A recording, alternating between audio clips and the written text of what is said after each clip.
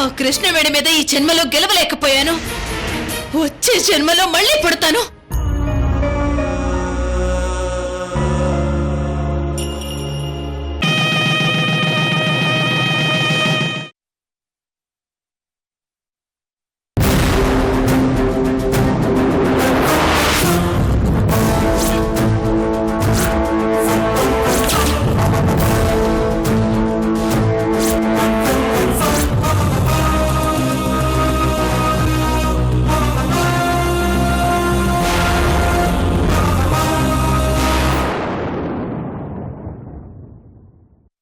భగవంతుడా, వీడు నా కొడుకు కాదు, కాలముఖ రుద్రుడు. ఆ రోజు విశ్వంబర వాళ్ళ యజ్ఞం ఫెయిల్ అయ్యింది. కాలముఖ రుద్రుడితో సహా అందరూ అంతమయ్యారని మనోజ్ చెప్పాడు. అంటే అదంతా అబద్ధం.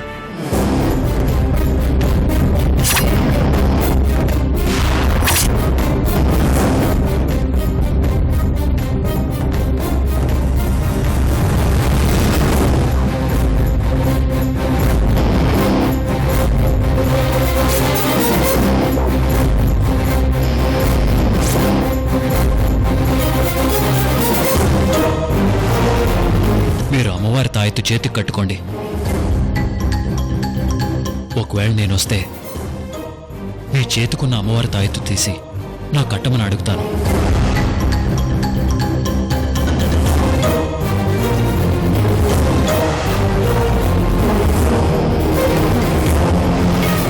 ఒకవేళ నేను అలా అడగలేదనుకోండి, ఖచ్చితంగా వచ్చింది నేను కాదు, ఆ కాలముఖ రుద్రుడు.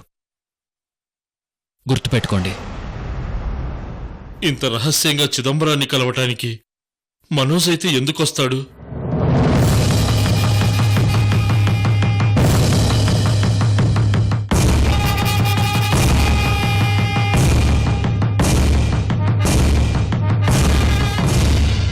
వీడు నా కొడుకు కాదు, కాలముఖ రుద్రుడే. ఆ కాలముఖ రుద్రుడే.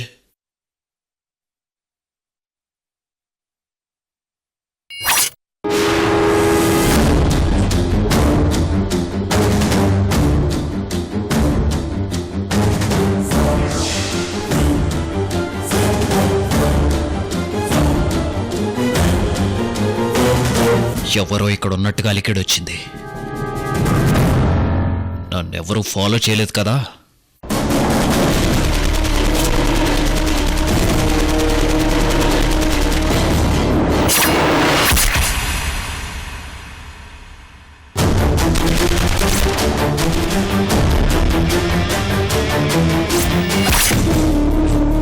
డాక్టర్, మా కోడలి కండిషన్ ఇప్పుడు ఎలా ఉంది? అంతా మిరాకిల్ గా ఉంది రత్నప్రభ గారు. పాయిజన్ నైఫ్ కడుపులో దిగినా అసలు బ్లడ్ లో పాయిజనే లేదు. బాడీలో ఏ పార్టీకి పాయిజన్ చేరలేదు. అదే ఆశ్చర్యంగా ఉంది మేడం. మేబీ అమ్మవారి ముడుపుల క్లాత్ గాయమైన చోట వెంటనే కట్టడం వల్ల కృష్ణవేణి గారు సేవ్ అయ్యారు.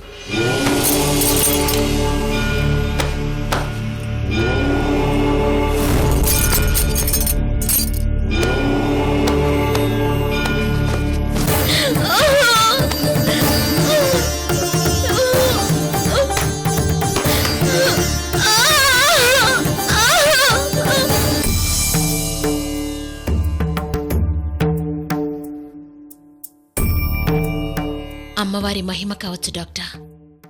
కృష్ణవేణిని కాపాడింది కూడా అమ్మవారి ఆశీస్సులే. అఫ్ కోర్స్ కావచ్చు.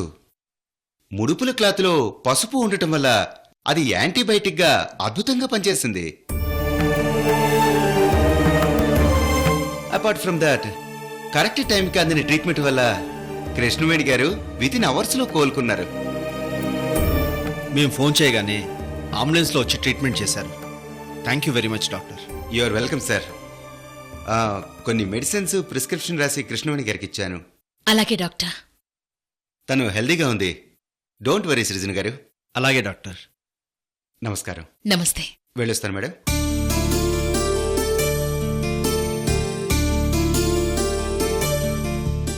సరే, అప్పగింతల కార్యక్రమం మొదలవుతోంది.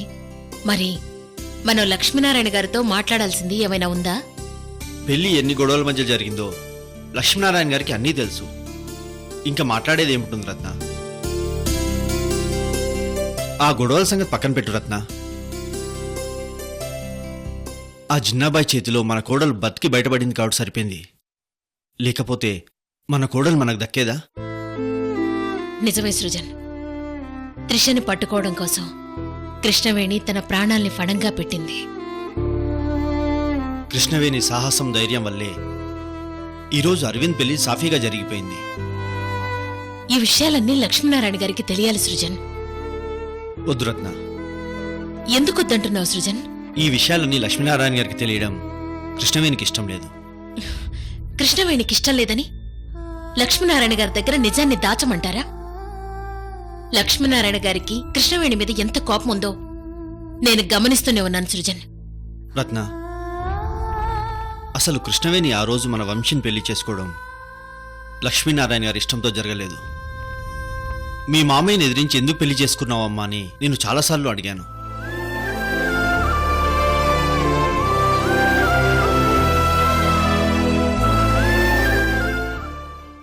కానీ తను ఇంతవరకు నాకు సమాధానం చెప్పలేదు. మీనామామ మీనకోడల మధ్య ఏం గొడవలు జరిగాయో వాళ్ళిద్దరికి మాత్రమే తెలుసు.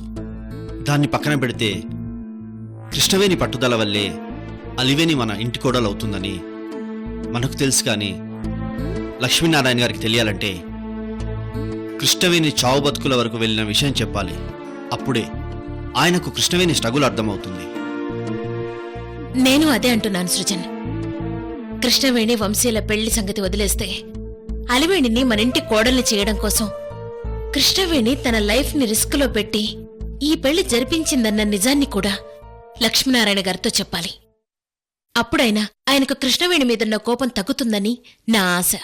సరే రత్న,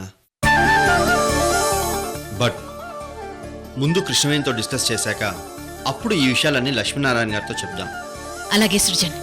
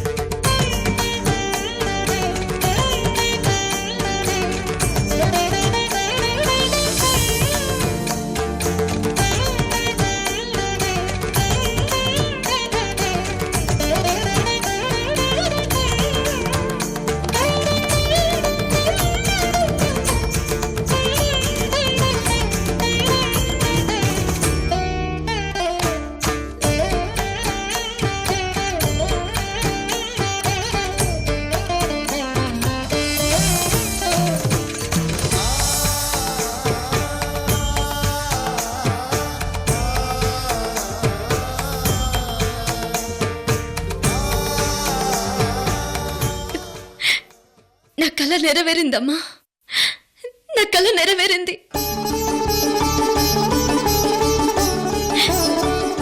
మా అక్క నా తోడి కొడలైంది. నీ శరణు కోరుతూ భక్తులు కట్టిన ముడుపులు నా ప్రాణాలు కాపాడాయి తల్లి.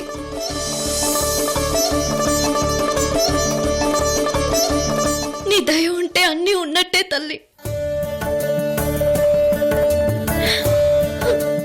అసలు అక్క పెళ్లి జరగదనుకున్నాను.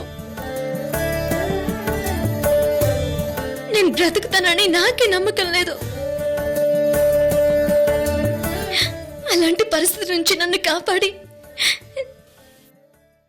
నా కల నెరవేర్చావు తల్లి.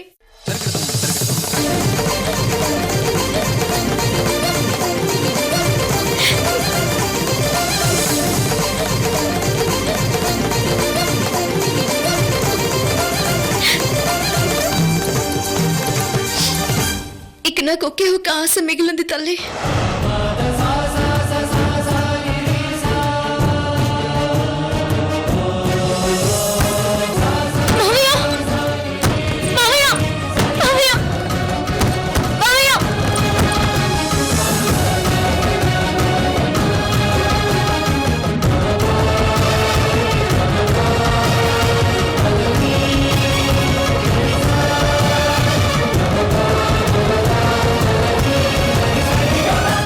మామయ్యకి నేను వంశీ గారిని ఎందుకు చేసుకున్నానో, ఎలాంటి పరిస్థితుల్లో పెళ్లి చేసుకున్నానో నిజం తెలియాలి.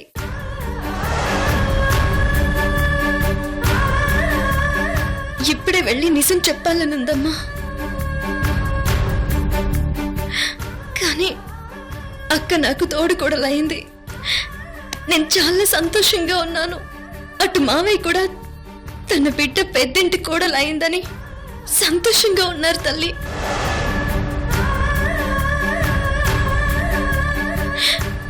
ఈ పరిస్థితుల్లో నా పెళ్లి నిజం చెప్తే నా మేనకోడల త్యాగం మీద నేను బ్యాంక్ గొడవ నుంచి బయటపడ్డానా అని చిన్నపుచ్చుకుంటారేమో. ఆత్మగౌరవం ఉన్న మనిషి చిన్న మాట కూడా పడలేడు తల్లి. అందుకే నా పెళ్లి నిజం నేను ఇప్పుడే చెప్పను. ముందు అక్క మా ఇంటి కోడలుగా హ్యాపీగా ఉండాలి. నా బిడ్డ అత్తవారింట్లో సంతోషంగా ఉంది అని మామయ్య వాళ్ళు సంబరపడాలి. ఆ తర్వాతే నా పెళ్లి నిజం చెప్తాను తల్లి.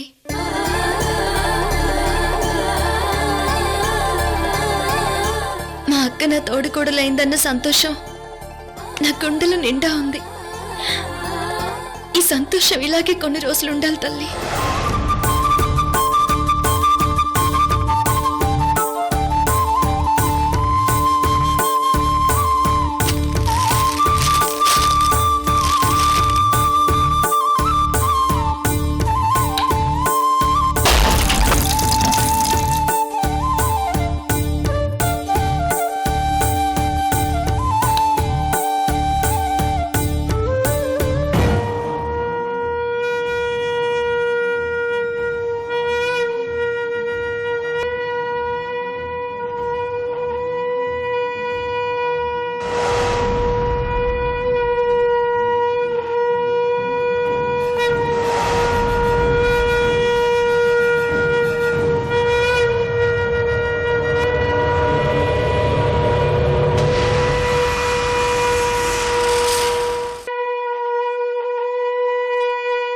నన్ను అప్పుడప్పుడు కలిసి జాగ్రత్తగా ఉండమని హెచ్చరించే స్వామీజీలా ఉన్నారు.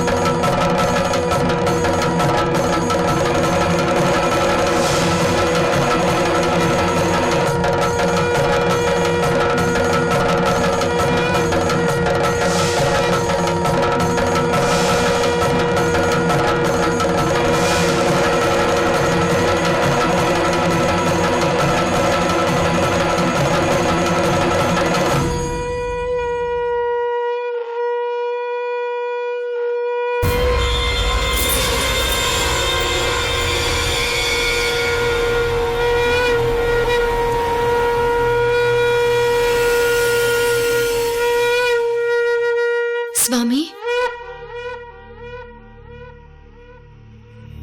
లోకో విధిర్విజీవస్య జన్మ మృత్యుం జనాధికం దేశాయ మధ్యే స్థివిర్యాస్తి తద్రం రంగేత్ నాటకం. హరహర మహాదేవ శంభో శంకర.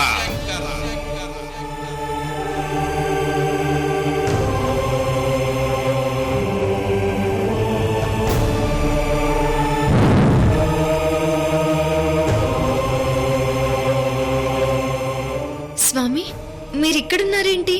కైలాసవాసుడి కైవల్యం కోసం దేశమంతా తిరుగుతూ ఉంటాం తల్లి.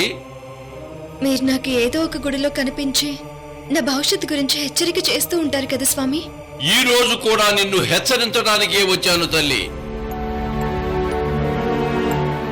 నీకు రాబోయే ఆపద కంటికి కనిపించని సూర్యకిరణం లాంటిది.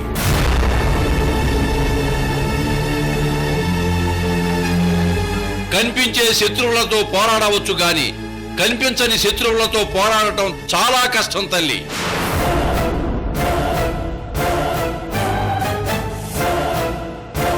మీ అక్క నీ తోడికోడలు అయ్యిందన్న సంతోషంలో ఉన్నావు కాని నిన్ను కబళించడానికి నీ వెనక ఉన్న తోడేలు నీకు కనిపించడం లేదమ్మా.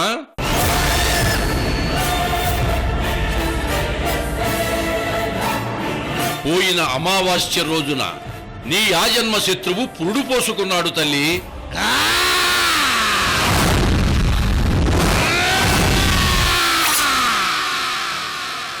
నా ఆజన్మ శత్రువు ఎవరు స్వామి?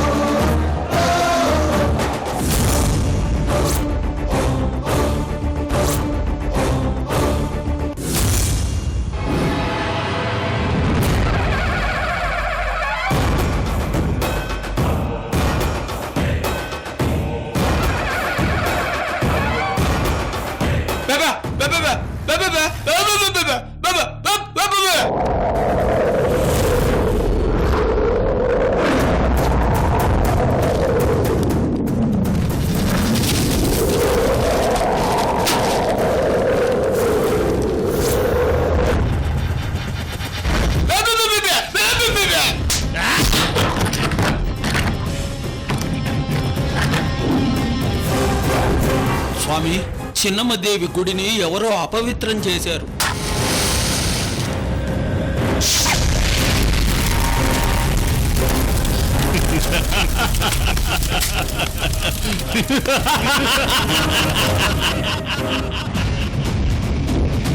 చిన్నమ్మదేవి మీద పగబట్టిన కాలముఖ రుద్రుడు ఇంకో జన్మలో ఏదో ఒక రోజు బతికొస్తాడని మీరు అన్నారు కదా స్వామి.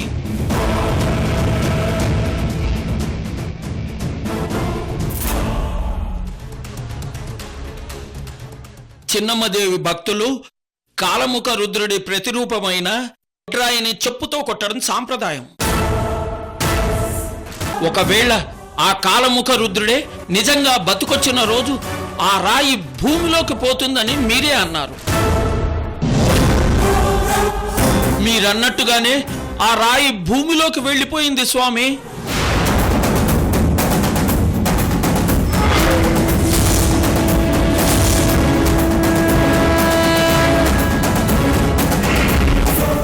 అంటే ఆ కాలముఖ రుద్రుడు నిజంగా వచ్చాడంటారా స్వామి?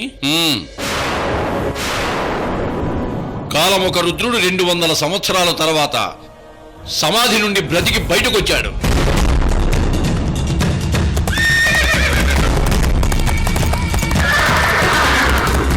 పోయిన అమావాస్యకి అతని ఆగమనం జరిగిపోయింది.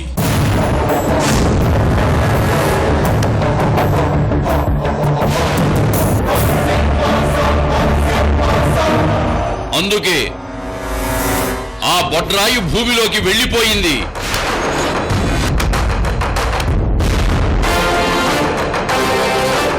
గత జన్మ వైరం మొగ్గతొడిగింది. ఇప్పుడు ప్రతీకార జ్వాల రగిలింది. విధిదాతను కూడా తలకిందులు చేసి పీనుగ ప్రాణం పోసుకుంది.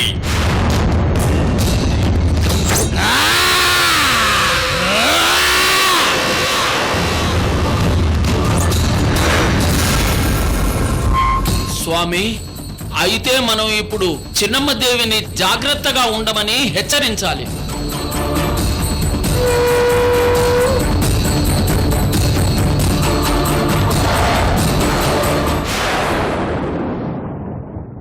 శత్రువు నీ కంటి ముందున్నా నీకు కనిపించడు. అతని వల్ల నాకు హాని ఉందా స్వామి? నీ పసుపు కుంకుమల్ని హరించడానికి వచ్చిన నరహంతకుడు వాడు. నీ ఆజన్మ శత్రువు. నీ మేనమామతో గొడవలు, నీ కుటుంబ కష్టాలు ఇవన్నీ నీ తలరాత వల్ల మాత్రమే వచ్చినవి. ఇలాంటి వాటిని ధైర్యంగా ఎదిరించే శక్తి నీకుంది. కానీ ఈ శత్రువు విధిరాతను నువ్వు ఎదుర్కోక తప్పదు తల్లి.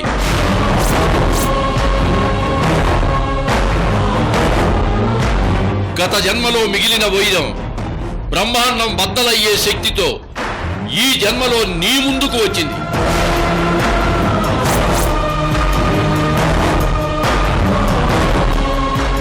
నీ చుట్టూ తిరుగుతోంది.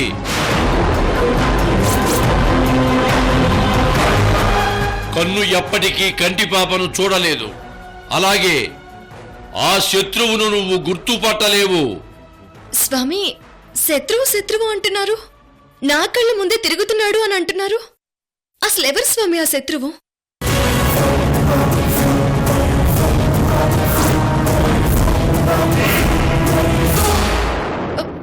చెప్పండి స్వామి.